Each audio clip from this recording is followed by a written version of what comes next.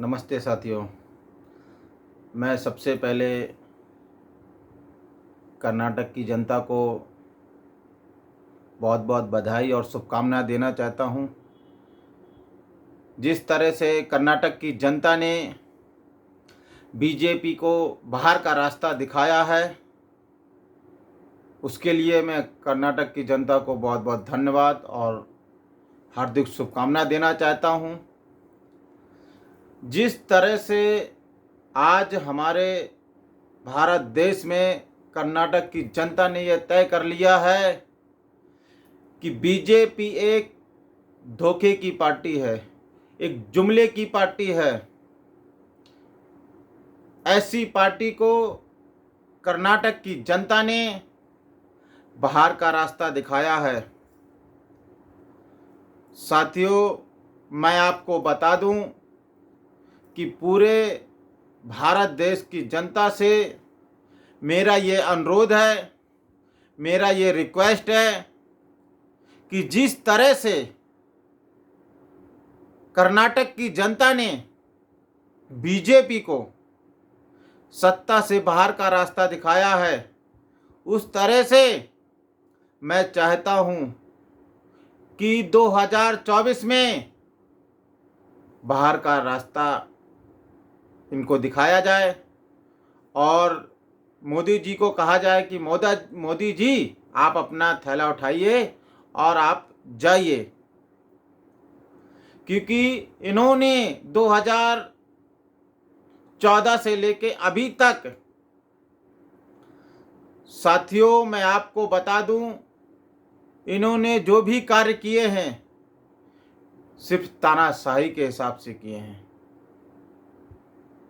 ये लोकतांत्रिक नीति नहीं अपना सकते हैं, संविधान के रास्ते नहीं चल सकते हैं।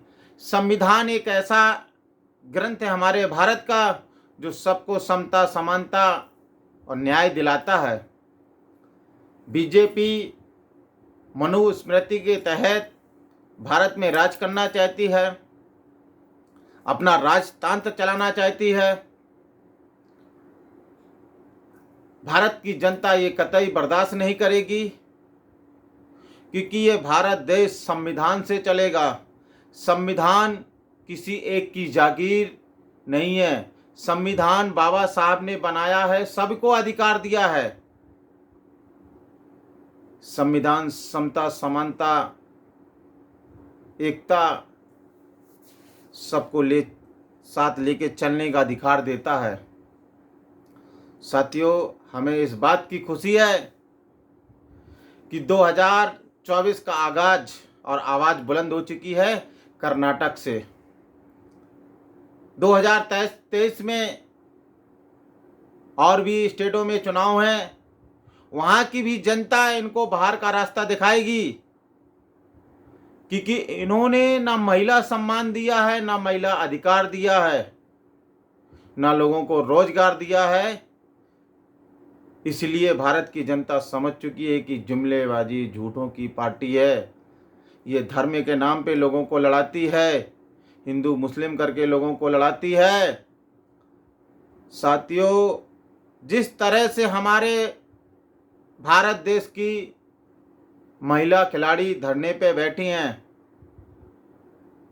मैं उन बहनों को सम्मान करता हूं, मैं उनका सहयोग और सपोर्ट भी करता हूं, और उसके लिए मैं डेली अपने विचार डालता भी हूं सोशल मीडिया में कि हमारी बहनों को आज जंतर मंतर रोड पे धरने में बैठना पड़ रहा है। और मोदी जी कहते थे कि बेटी पढ़ाओ बेटी बचाओ। आज मोदी जी के पास इतना टाइम नहीं कि हमारी बहन बेटियों को सम्मान दे सकें, उनके लिए न्याय दिला सकें। आज भी हमारी लास्ट उम्मीद है, वो है बाबा साहब डॉक्टर भीमराव अंबेडकर के बनाए हुए संविधान के तहत सुप्रीम कोर्ट के जज, जिन्होंने आदेश दिया कि इनके ब्रजभूषण के ऊपर कार्रवाई होनी चाहिए। और जिस तरह से कार्रवाई हुई है, जिस तरह से एफआईआर दर्ज हुई है, पास्को लगा है, पास्को में आदमी की 12 घंटे के अंदर गिरफ्तारी होती है और उसे ना बेल मिलती, उसे जेल की सजा होती है। फिर भी यह तानाशाही सरकार ब्रजभूषण को बचाने में लगी है। साथियों, अभी भी वक्त है, हमें संभलना है, समझना है कि हमारी बहनों को सम्मान नहीं दे सकती, हमारे बहनों को न्याय नहीं दिला सकती है। इसलिए मैं आपसे रिक्वेस्ट कर रहा हूँ कि हमारी बहनें कितने दिन से धरने में बैठी हैं, उनको न्याय नहीं मिल रहा है, उनको धमकियां और मिल रही हैं। साथियों, मैं भारत की हर जनता से रिक्वेस्ट कर रहा हूँ, हर घर से आवाज़ बुलंद करना चाहता हूँ कि बहनों के सम्मान में, खिलाड़ियों के सम्मान में आप अपनी आवाज़ कहीं से भी उठाइए, चाहे सोशल मीडिया से उठाइए, चाहे नेटवर्क के थ्रू उठाइए, चाहे रोड पे आके उठाइए, उठाइए ज़रूर। ये स्वाभिमान की लड़ाई है, सम्मान की लड़ाई है, और ये बीजेपी का अहंकार हमें ख़त्म करना है। ये जुमलेबाजी सरकार को बाहर का रास्ता दिखाना है। साथियों, ये ध्यान रखिएगा कि 2014 से अभी तक बीजेपी सरकार ने कभी भी ना स्कूल की बात की है, ना हॉस्पिटल की बात की है, ना कॉलेज की बात की है, ना रोजगार की बात की है।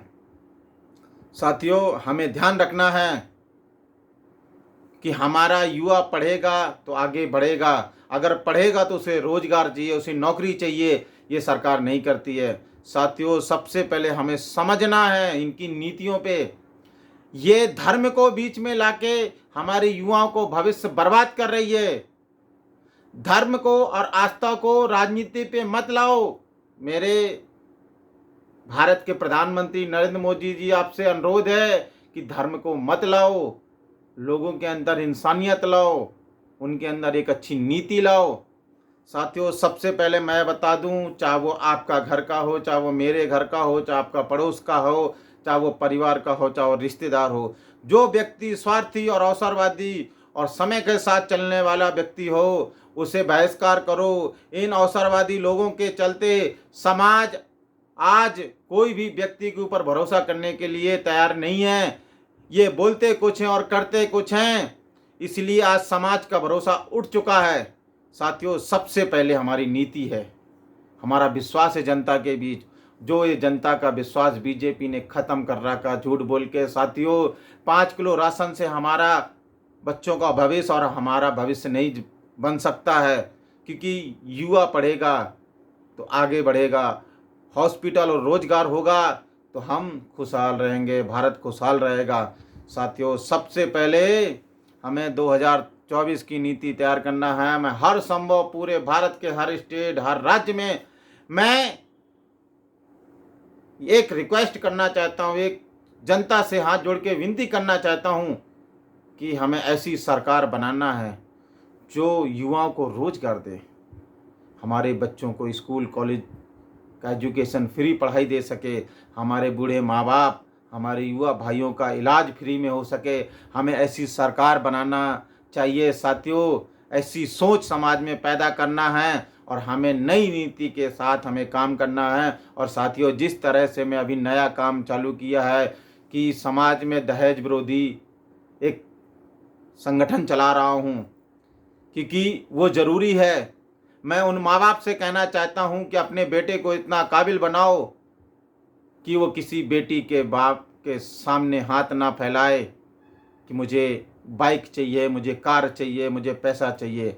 हर माँ से अनुरोध है मेरा, लायक बनाओ, कामयाब बनाओ, लाचार मत बनाओ, भिखारी मत बनाओ। समाज एक अलग रास्ते में चलना चालू कर देता है। लोग मोहल्ले और गांव के ताने मारते हैं कि खुद की मेहनत से नहीं कमा पाए तो शादी के दहेज में मांग के गाड़ी पे चढ़ने वाले लोगों को बाइकआउट करो, दहेज का विरोध करो। हर जनता से अनुरोध है, प्लीज़ साथियों। और मेरा वीडियो अच्छा लगे तो शेयर करो, क्योंकि भारत का भविष्य, भारत की जीडीपी, भारत की महंगाई, बच्चों का भविष्य, और जिस तरह से हमारे जवान पुलवामा में शहीद हुए, उनका भी बलिदान 2024 में बर्बाद न जाने पाए।